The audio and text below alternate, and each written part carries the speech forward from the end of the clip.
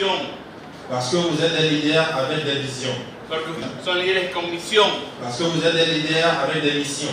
El mundo entero sabrá lo que ha ocurrido aquí el día de hoy. Tout le monde, bien le monde entier aura l'écho de ce qui s'est passé ici aujourd'hui. Chant, danse, enthousiasme. La chapelle de la mission évangélique Les Bénis de l'Éternel de Calavi s'est transformée en une salle de spectacle pour célébrer la refonte de Konassi Chaplain Afrique.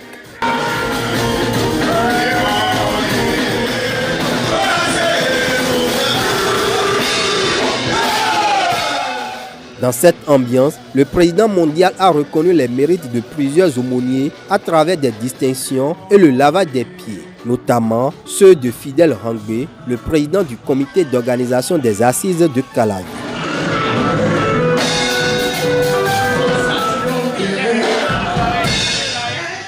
En marge de la rencontre, de nouveaux aumôniers et conseillers thérapeutiques anti-drogue ont été formés aux fins de sensibiliser, soutenir et accompagner les personnes dépendantes des stupéfiants.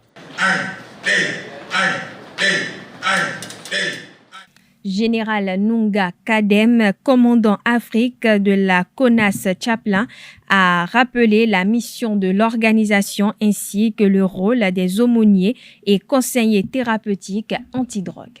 Konassi Chaplain Global, qui est une institution, une organisation, une ONG accréditée aux Nations Unies sur la barre 67703 DESA ONU, c'est notre code au niveau des Nations Unies, travaille dans le but de la sensibilisation en démontrant l'amour de Dieu au travers de la compassion par des actions sociales et humanitaires. C'est une communauté œcuménique, c'est-à-dire qu'on y a à l'intérieur, il peut y avoir des chrétiens, des musulmans, de toute obédience confondue, qui veulent en réalité travailler ensemble dans le but de lutter contre la souffrance de l'homme et les addictions. Nous nous rendons compte qu'effectivement, l'Afrique est devenue la plaque tournante de ces substances et ça détruit nos familles, ça détruit l'économie de la nation, ça détruit même les efforts du gouvernement qui vise à voir la jeunesse se lever.